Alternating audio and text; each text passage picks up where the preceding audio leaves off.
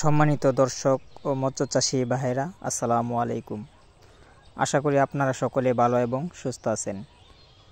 ইতিমধ্যে ভিডিওতে আপনারা দেখতে পাচ্ছেন গ্লাসের ভিতরে বা অ্যাকুরিয়ামের ভিতরে রঙিন মাছ রাখা হয়েছে। অনেক চাষি ভাইরা কিন্তু শখে বা পুকুরেও চাষ করতে পারেন এই মাছগুলা।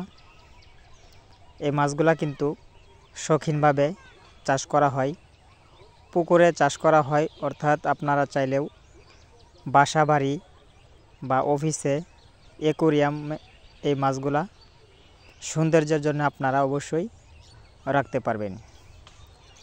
তো আমরা এই মাছগুলা সারা বাংলাদেশের যে কোনো জেলায় হোম ডেলিভারির মাধ্যমে আমরা বিক্রয় করে থাকি। এই মাছগুলা মূলত শৌখিনভাবে চাষ করা হয় সৌন্দর্যের জন্য। অনেকে শখে অ্যাকুরিয়ামে এই মাছগুলো রাখে।